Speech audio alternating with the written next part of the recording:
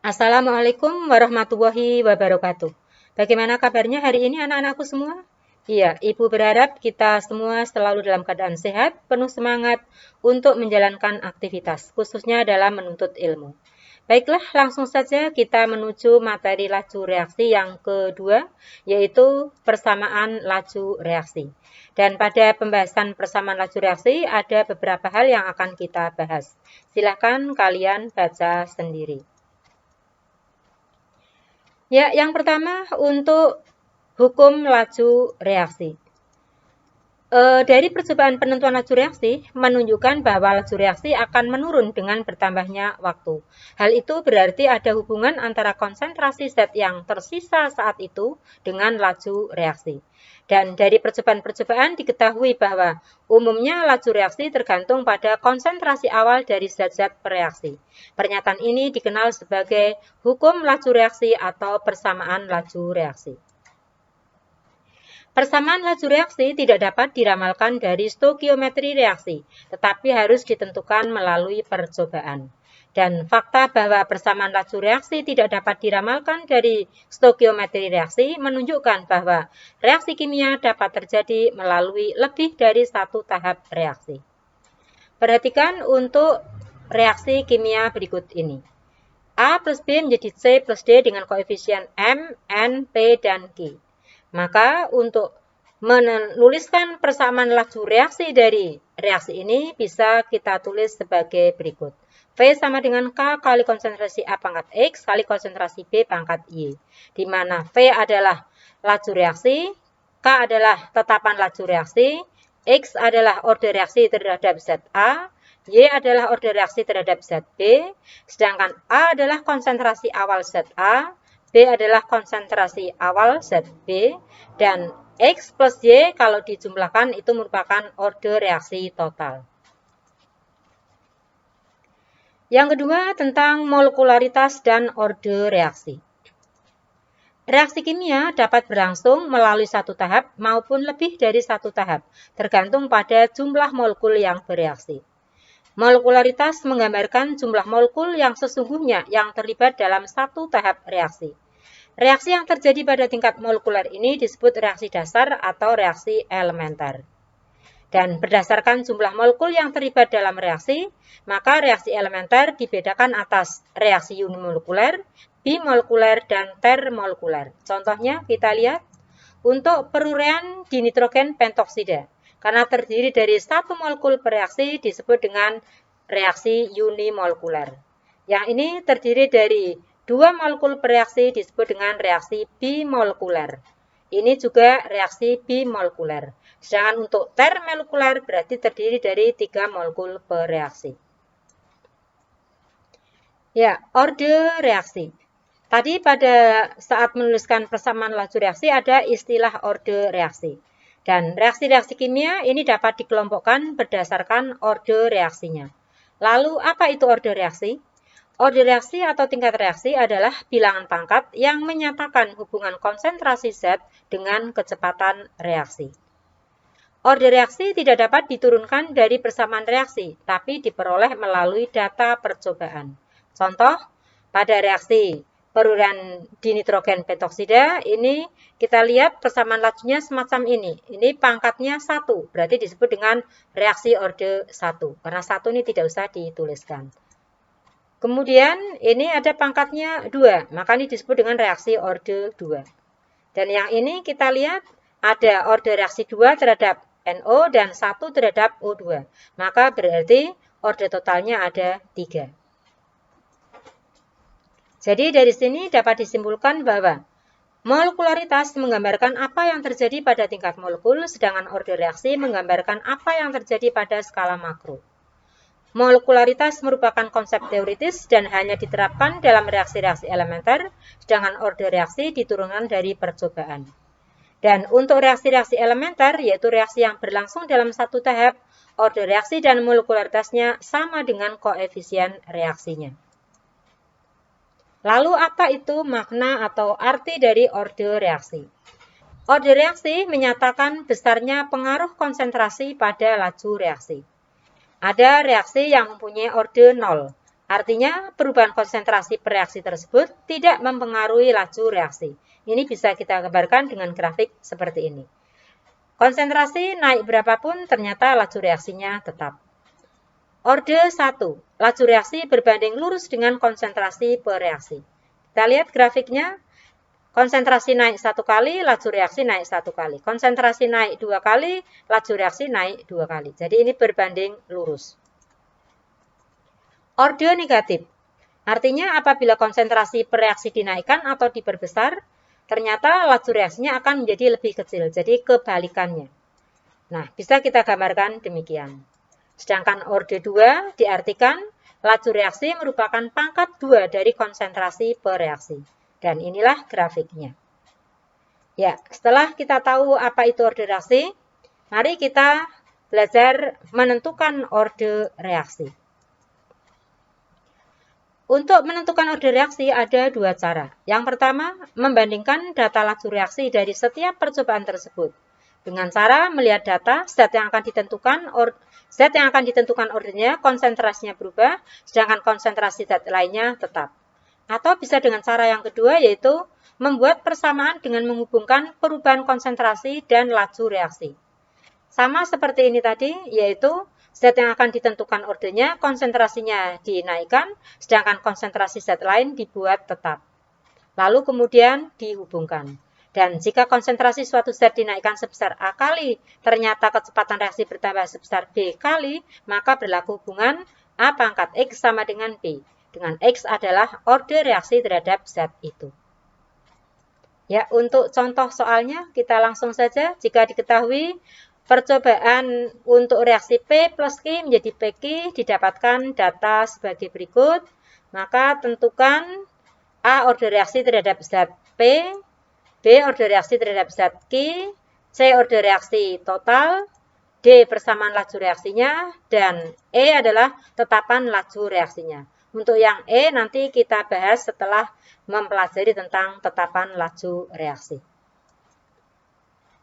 Ya, yang pertama untuk cara penentuan orde reaksi dengan membandingkan data laju reaksi dari setiap percobaan. Untuk reaksi P dan Q ini bisa kita tuliskan hukum laju reaksinya terlebih dahulu, yaitu V sama dengan K kali konsentrasi P pangkat M kali konsentrasi Q pangkat N. Ini boleh pakai X dan Y, boleh yang lainnya.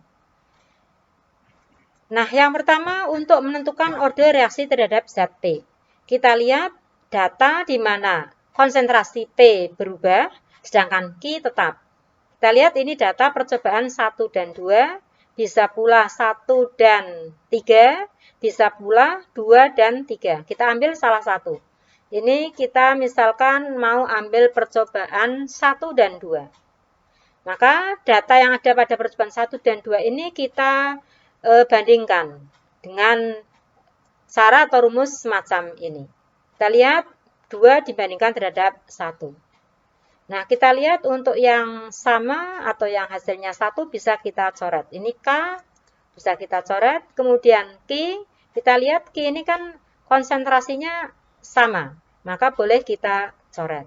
Jadi kita langsung untuk persamaannya berarti P2 per V1 sama dengan konsentrasi P2 dibagi P1 pangkat M. Lalu kita masukkan angka yang ada dari data percobaan ini.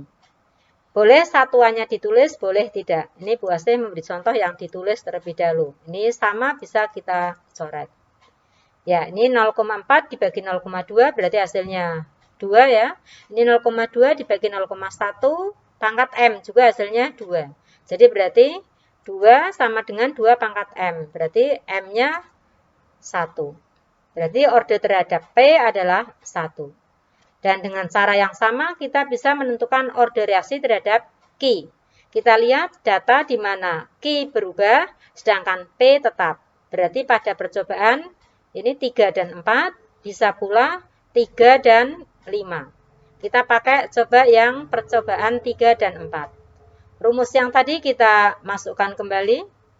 Kita tulis kembali pada percobaan 3 dan 4. Kemudian yang sama, ini K-nya tetap sama, berarti bisa kita coret. Kemudian konsentrasi P-nya ini sama, berarti dibagi tetap 1 ya, kita coret. Kemudian berarti tinggal Q pangkat N, Q3, Q4. Berarti ini bisa kita masukkan demikian. Kemudian kita masukkan angkanya pada percobaan 3 dan 4. Kita tulis ini satuannya. Boleh kita coret. Ya. Kemudian ini 2,4 dibagi 0,6.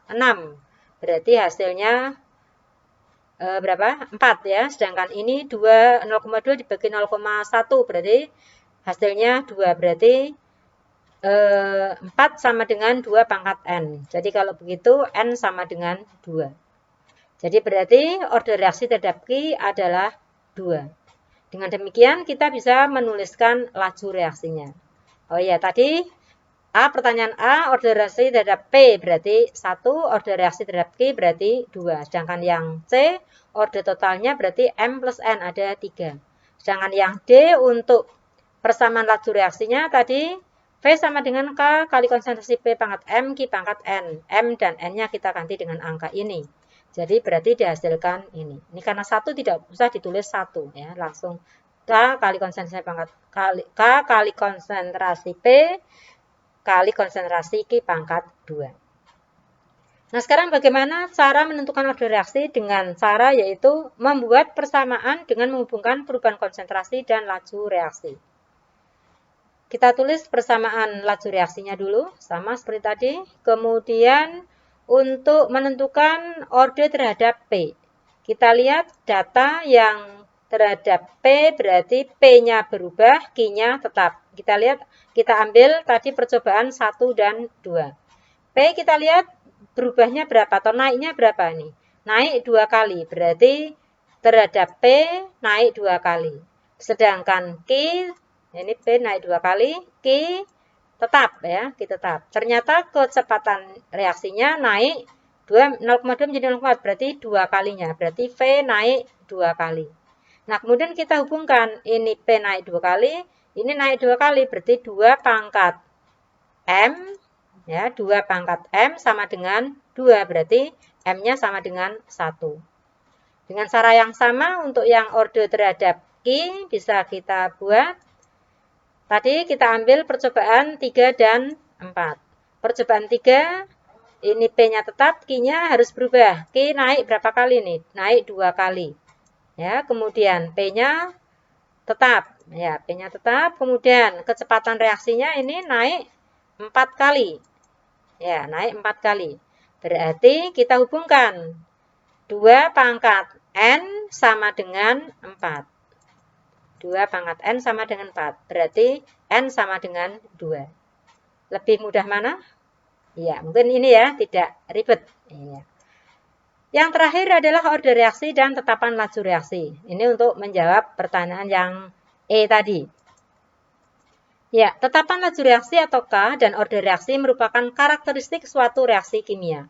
Nilai K bergantung pada suhu dan jenis reaksinya. Adapun laju reaksi bergantung pada order reaksi secara keseluruhan.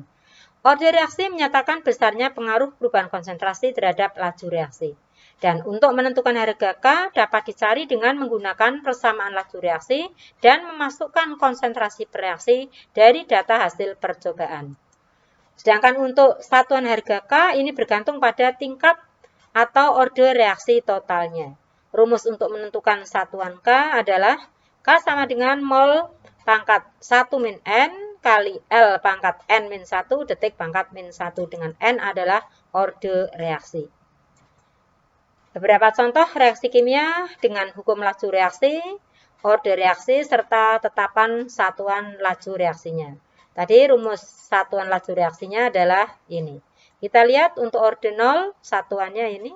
Order 1, order 2, order 3. Kalau order 4, iya, kalau order 4 berarti satuannya mol pangkat min 3 kali liter pangkat 3 dan detik pangkat min 1.